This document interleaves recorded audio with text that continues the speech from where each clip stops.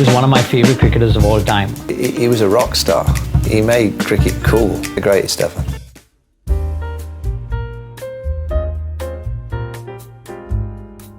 This is a real personal question for me because he was one of my favourite cricketers of all time.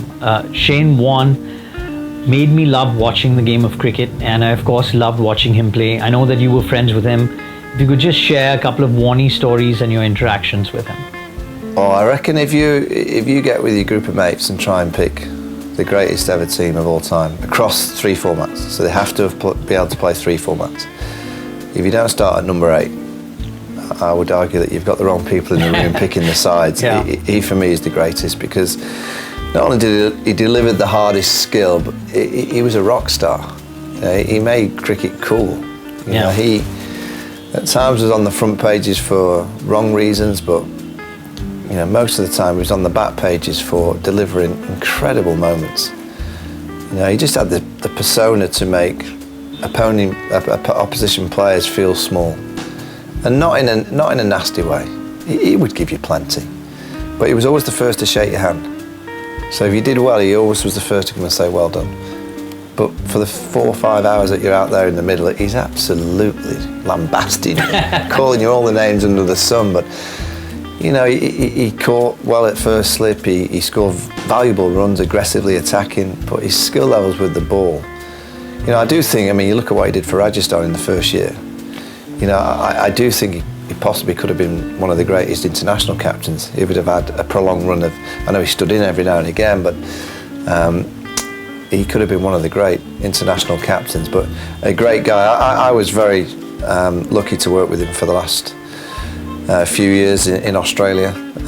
His last Christmas I actually spent with him, you know, with his parents and his brother. You know, a full Christmas meal for us. Shane had lasagna in bread rolls with tomato ketchup. And then I remember him looking over to Jackson, his son, who had a plate of turkey and the usual. He said, "Oh, actually, no veg." And I went, "King." I said, "How can you complain about Jackson when you've got a lasagna sandwich on your plate on Christmas Day?" He was a great guy, very loyal, brilliant with me, and very competitive. Whatever he was doing, he wanted to win. Golf, tennis, poker, whatever it was, he wanted to be the best at it. You know, whether it was going out, and you know, it's well documented he liked a bit of a party and he liked the odd girl, you know, but he wanted to be the best at everything that he did, but in a really nice manner. You know, he was the life and soul of. I'm sure I never played in a team with him in terms of playing the game, but I've been in a commentary team with him, and he's the life and soul. Absolute life and soul, hugely missed, but for me he's the greatest cricketer that's ever lived because of the skill, the rock star status he brought, the drama.